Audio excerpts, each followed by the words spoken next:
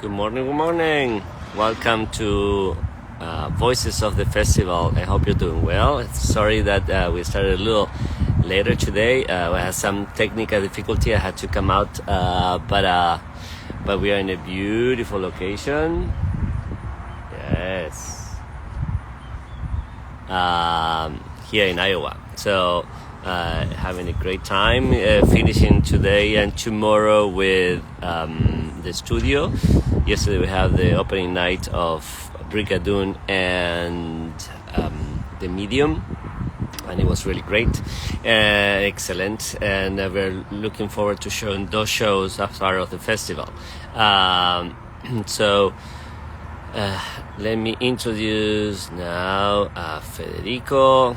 Let me invite him. Federico. There we go. And so thank you for being with us, and we are very excited to see you all in the festival in 2 weeks, less than 2 weeks, okay? So I invited Federico. Hopefully he will join us really quick.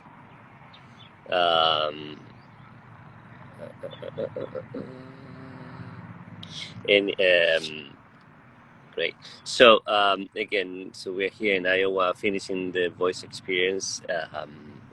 We had wonderful 2 weeks here with almost 30 artists, and yesterday we did the opening night of the Medium and Brigadoon. We have the second performance today, and then the closing performance will be Scenes and Arias, called Arias and Anchors, this Saturday at Iowa State University. Oh, okay. Federico is unable to join. Hold on, let me see why.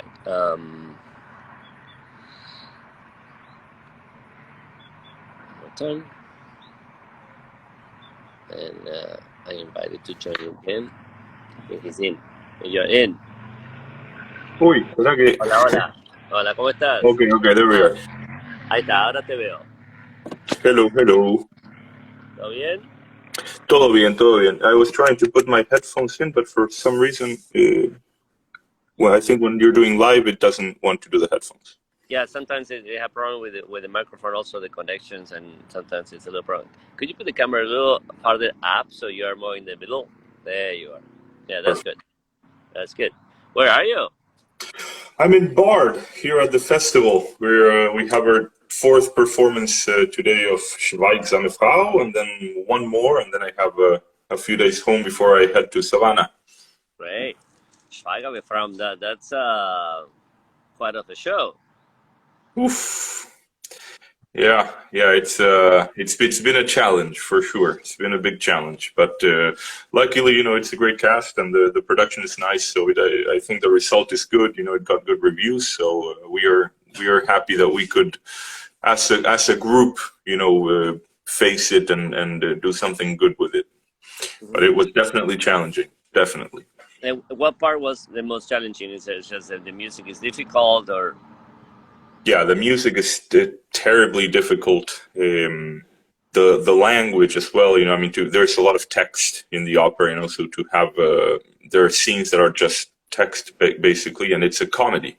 So you have to really, particularly in comedies, you know how it is, that you have to have a true understanding of the language to have the timing right and to make it work. And it was definitely challenging, but it was fun, and it's we're now that we are already, in the practice of doing the show, we're starting to enjoy it more and more, I think.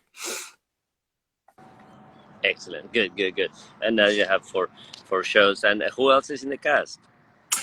We have Matthew Antle, we have Jana McIntyre, who's doing an amazing job. We have David Portillo, who's doing also a beautiful job. Hal Wilson is the Morosus, who's the main guy, and he's also being fantastic. The whole cast is really, Great. It's a good group of people, especially good humans. Great, excellent, good. I know Jana from from Manhattan School. We did a show there, and so is Matthew. Matthew graduated from Manhattan, and I'm going to do the Traviata with David this year. So it's kind of fun to see the whole family together. He, he's such a lovely guy, and he sounds amazing. It's Right. beautiful. Yep. Good. And and how was your summer so far? So it seems like very good, right? Yeah, so far so good. It's been busy, and I hadn't been here to Bard, so a little bit of adapting, to the festival. But overall, good. And preparing Mephisto, which is always also a challenge, but a more an easier on the ear challenge. Yeah. And on the voice too. Much. I mean, it's long, not terribly long, but long, and has two wonderful arias, and certainly the duet, the quartet, and the trio are amazing. So it's quite of a featured role, and we're very happy to have you doing Mephistopheles with us. That's really a wonderful show. We're looking forward to doing the whole opera with such a great cast, and introducing the three of you to Savannah. The three main characters out of many, but in the show are new to Savannah, so we're very excited to introduce you, Trey, and Elizabeth to Savannah. And then the Valentin, the Sievel, Wagner, and Martha are all returnees. So that's good. It's part of the family, but we're welcoming you guys to the family. We're very excited to have you. So that's going to be how is it? It will be your first Mephistopheles? Yeah, it will be the first one on stage. I covered it in Houston Grand Opera, I think in 2000. I don't even know, 16, 17, something like that. And it was great. Luca Pisaroni took his time to get to the opera, so I was lucky enough that I got to rehearse for a long time with the cast, Ana Maria Martinez and I can't remember. Michael Fabiano was the tenor. So it was a good time. I loved the role, and it's I think for my type of voice, it's one of those roles that you just want to do all the time, because it just it sits in a place that I just like singing in, and it's just a beautiful thing to perform. Also, the character, I'm very much into the theater of the theater aspect of opera, and the character of the devil always has some interesting things to play with. So I'm looking forward to it. Well, certainly, in terms of the character, he's very confident. He has a lot of humor and sarcasm, and double entendre with the idea how he presents his evilness, and it's always very confident and nonchalant, and he's not worrying about anything, right? Yeah. So it's funny how he presents all his information a bit like a joke. He's the devil. Musically, it's really so well written. I always love that reference when he says, and then go to the D minor as a very, very clear reference to death. But certainly it has a lot of humor. So all your arias are a bit of a joke, with a very dark humor, obviously. Yeah. And vocally, imagine that for a bass baritone, and it's perfect because it's not too low, not too high, but not low and not high. So of course, in the world of bass baritones, there are different kinds, and there are always some roles that are better for some and others that are better for others. But I think in my particular case, I'm a singer that likes to sing, line and try to play with the acting and the meaning of things. And I think this kind of role in particular is, it's right. What do they say in English? In my alley? Is that what they say? Down my alley? Oh, I lost your audio. Oh I no, no, lost. yeah. I was muted. That yeah, right on your alley. That's perfect. Yeah. So you'll be really perfect. And will be your first time in Savannah? First time in Savannah. First time in Georgia. Never been to Georgia. Oh, great. Well, let's. This is. You'll be gladly surprised. I mean, I always I've heard great things. Yeah. Savannah is one of my favorite cities in the States and one of the most beautiful in the States and in the world. It's really a jewel of a city, and we call it the hostess city because it's very friendly, great restaurants, great nightlife. It's a beautiful park, a lot of walking opportunity, great trees. The architecture is a gem everywhere, and it's well preserved, and it's just everything it is perfect, and working on files together with a great cast and a great piece, and we have the luck to have Fabrizio Melano as a stage director, which is a tradition on itself. He's like one of the all class stage directors that work. He was assistant of Stefirelli and a friend of Callas, and he loves opera, he loves singers, and he loves theater, and so he's very excited to do Faust. Mostly for two things, because he loved the piece and the drama, and because he's very excited to work with the cast that we put together, because he heard you guys, and he's very excited to see. Now. There you are. There you go. So we are very happy with the whole cast and staff for the show. It's going to be really fantastic. And Federico, where do you live normally? I'm from Argentina originally, from Buenos Aires, but I'm based in Houston, in Texas. I did my opera studio there, and I stayed. Great. And so tell us, we're going to introduce you to Savannah, and tell us a bit about your history. So you say that you're coming from Argentina, Buenos Aires. Where in Buenos Aires? From the suburbs, the south suburbs of the province of Buenos Aires, a place called Lomas de Zamora, particularly Banfield, Temperley, all of this area. El conurbano, that's what we call it. I started there. I did my high school there, and I started going to the conservatory in a place called Avellaneda to study piano. I was into piano jazz, piano tango, piano folk, and all of this stuff.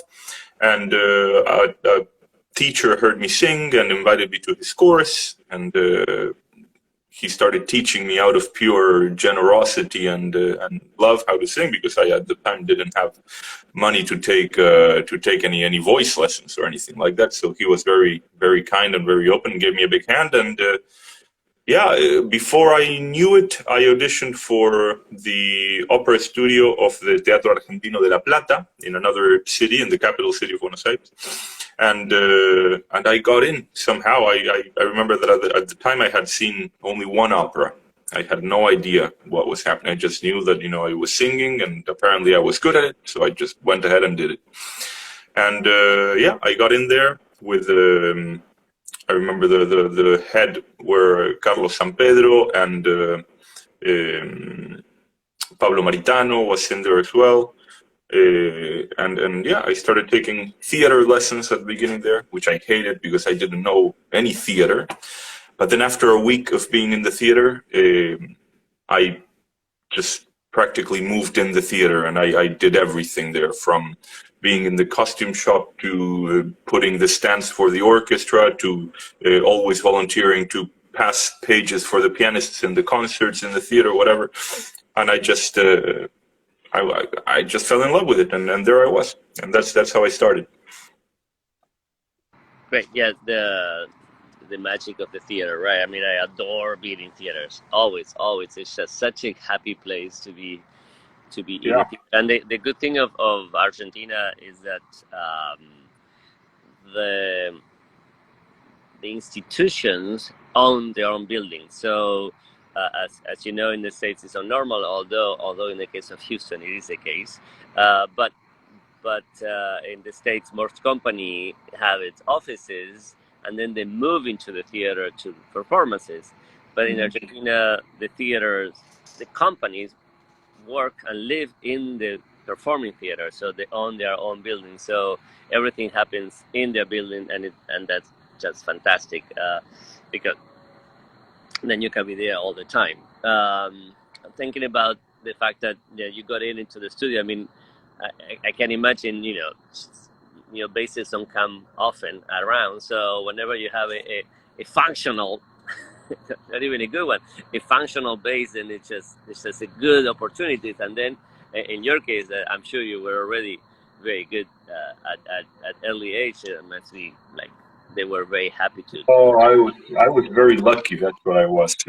Marcelo Lombardero gave me a shot, to join, and I just did it without knowing what I was getting into. I had no idea, really no idea, and it was also challenging. I was 19. I moved from Ezeiza, where I lived, to an apartment in La Plata that the theater provided me, which was also a big help for me. Yeah. And yeah, I mean, it was just the whole theater and performance world for me was very foreign. For me, music was playing in a bar with my friends, maybe jazz standards or tango in a bar in, I don't know, San Telmo or whatever, like that. That was my relationship with the performing arts, but I had never thought about it or seen it as a craft and as a real thing. It was just something that I just didn't know. So jumping from like complete ignorance to a big, like you're saying, like a living space of arts and performance, like it's that theater. It was a big shock, and it was hard at the beginning, but I just it really, you do fall in love with it quite quickly if that's your call. If that's something that you enjoy. I mean, it's incredible. Yeah, and I can imagine that the theater part was new, and you had. I mean, it didn't take that long, and we're talking about, you said that a week, right? But that you were a musician and a pianist, and you were doing jazz, and you were doing probably classical music in a way as a pianist. So that it's you were in It the helps. music world, so it was a different approach. But also you were, if you were doing jazz standards, you were probably singing, or someone was singing around, so you have a connection with the vocal music. So Yeah, that yeah, yeah, also is a difference. So yeah. I understand that the specificity of world of the opera was a little new to you, but you fit right in, because if you're talking about 1 week, I mean, that is pretty fast Yeah, adaptation. yeah. It's like I didn't know it existed, but once I did know it existed, I'm like, okay, like this is where I should be. And especially because, I mean, being frank, because I was the youngest one in the studio and in the theater in general, and people were very encouraging. And I was like, okay, well, people like me, I like this. I'm gonna stick around and see what happens. And Right. that was it. I was there only a year and a half, though. It wasn't a very long stay in the opera studio, but it was a very informative time for sure. And after that, So after that, I was doing. I can't remember what opera we were doing, but there's a mezzo soprano Argentine living in Spain for a very long time now called Alicia Nafe. And Alicia heard me in the theater. I think she came to give a master class or something like that. And she took me aside and said, "Listen, kid, you have to go to Europe." And I said, "Well, thank you very much, but I can't, impossible." And she's like, "Don't worry, I'm going to find you an audition with a friend of mine that has a school there, blah, blah, blah." The school ended up being the Reina Sofía, La Escuela Superior de Música Reina Sofía. And the teacher was Tom Krause. Crazy. Wow, that is, I mean, that's one of the two big conservatories in Spain, if Yeah, not the most important. And with Tom Krause, which is tradition, yeah. a grain. Wow, fantastic.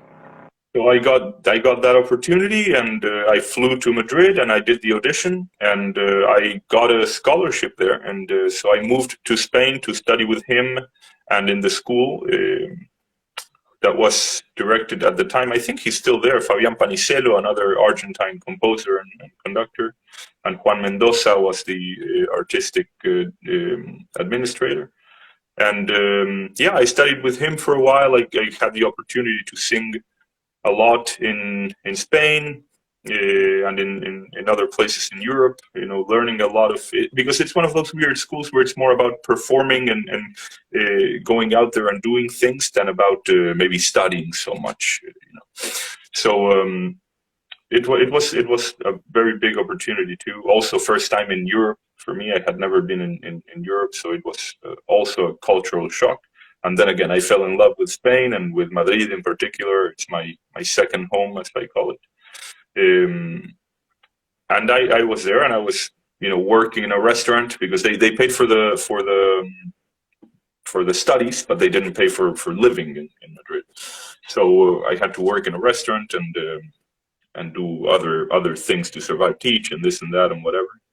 But yeah, the funny story is that working in the restaurant, I was playing some jazz, and sometimes I brought in some pianists, and I gave like a recital kind of thing for the mostly tourists that went to that restaurant. And one of those days, this German couple invites me to their table after the show. He said, "Hey, we really like what you do. Why don't you come to our house in Munich and give a concert for us in Christmas?" And I'm like, "Okay, fine. Why not? I don't know you. This is weird." But a week later, I had the tickets, and I went to Munich and I gave that recital for them. And it turns out that in that recital, I met a wonderful agent called Elisabeth Ehlers from a company called Künstler am Geistreich in Germany. And she says, "Well, you have a great voice. Why can't I send you, would it be okay if I send you to a couple of auditions, this and that and whatever?" In the end, I end up spending a summer in Germany, and I did the International Meistersinger Academy there in Neumarkt, and that's where I met Stephen King, who is the technique maestro at LA Opera and Houston. And that's where my connection with the States began. Because after that, I was invited to the competition in Houston. I won a prize there, and then they invited me to join the studio, and that's how I moved to the States in 2014, 15. Wow, that was a fortuitous change, which it happened to many of us, and those are the fun turns of our life, right? So how long was the process between that concert in Spain and that you end up in Houston? So I moved to Spain in 2011, and I moved to Houston in 2015. So I spent 4 years in Yeah, Europe. but that concert in the coffee place that the German family met you, From and that then moment, that's a I good assume question. that's before Christmas, and then you were in Houston by August. Exactly. That's Wow. exactly right. That's exactly right. Yeah, so pretty fast. Yeah, it was pretty fast. Like one Yeah. immediately after the next ones I without had any. my yeah, because I had finished my school in Spain, and I remember that I had my debut at the Teatro Real in Madrid, and the next week I left for Houston. Yeah. Great, great. And talking about we'll talk about Houston in a second, but so did you actually sang at the Teatro Real?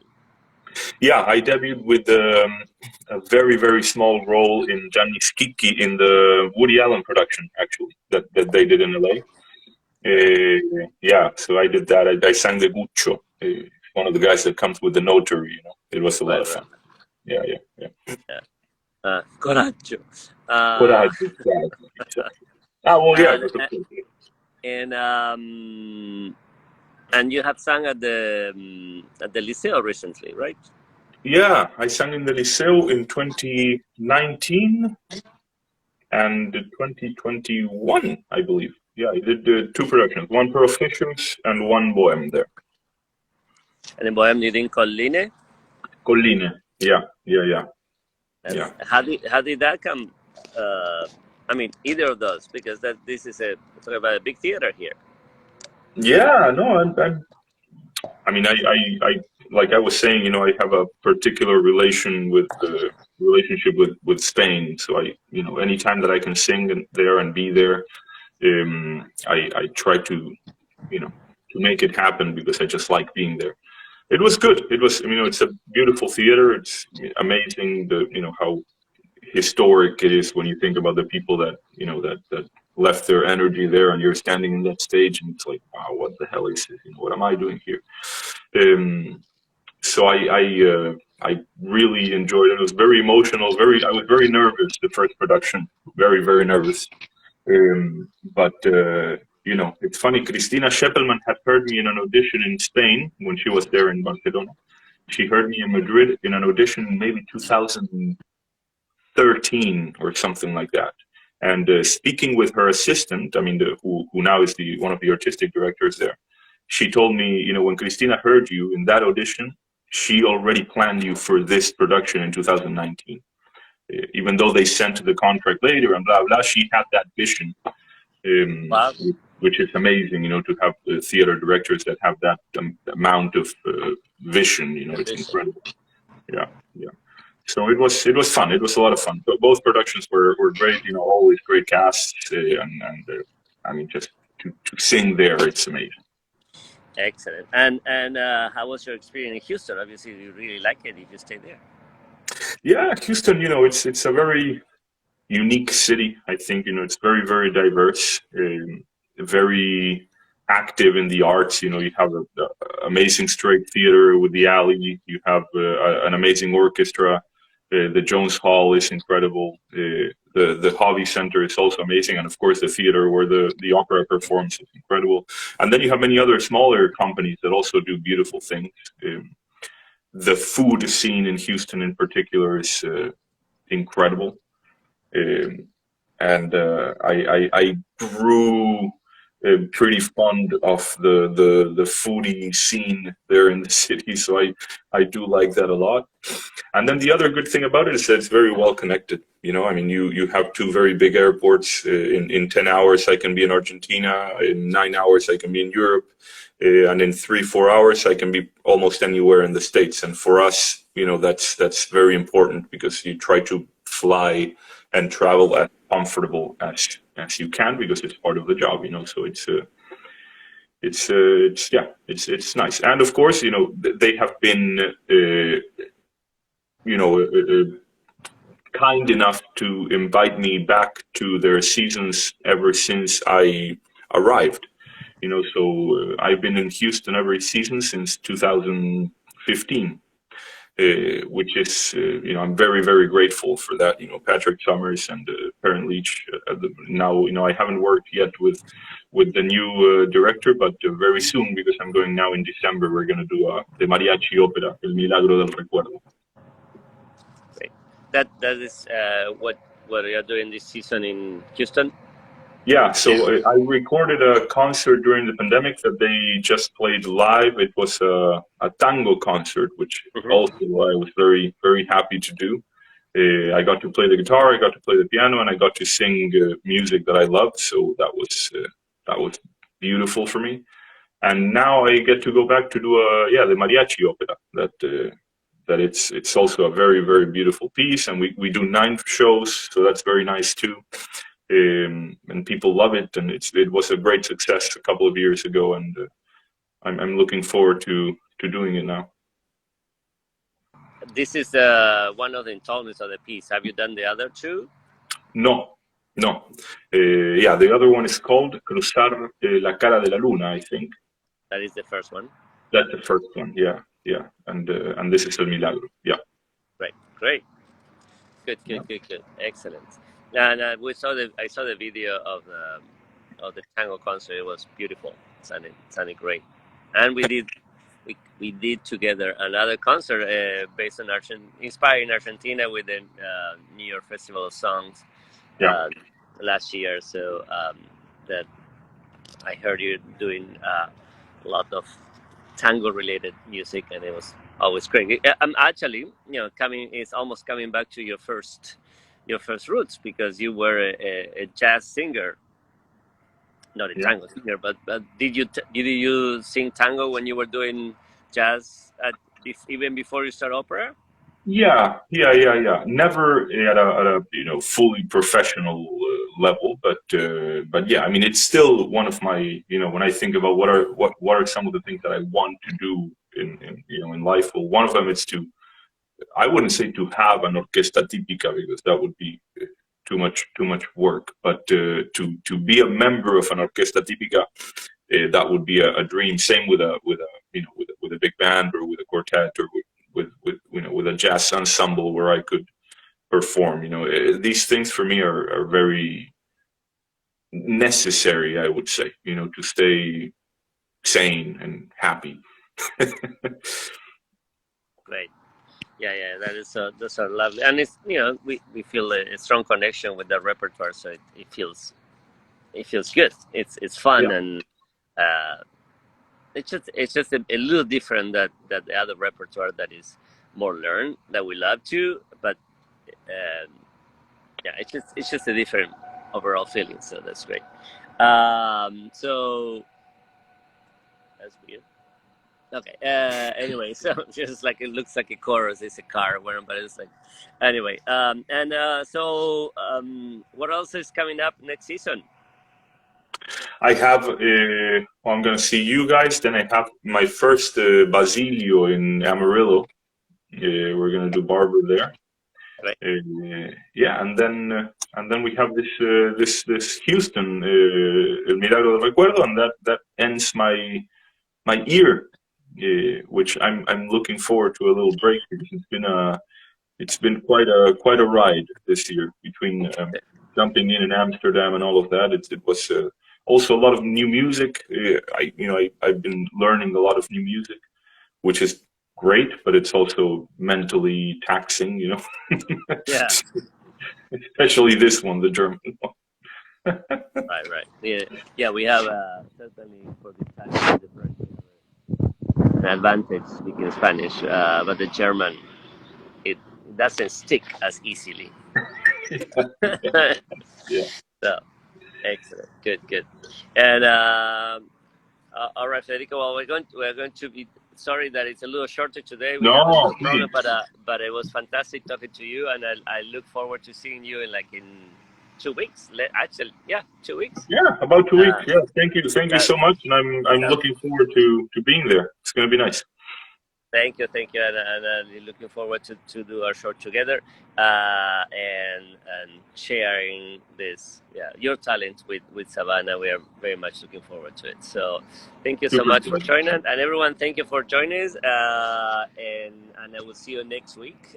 Next week we're going to be talking with the wonderful Marpita Lister, which is going to be a guest artist in the festival, singing one of the feature roles in Michael Ting's Anna Hunter. And Federico, thank you so much for being with us, and I will see you all next week at Bye bye. the Thank you. Soft Ciao, ciao. Festival. Take care.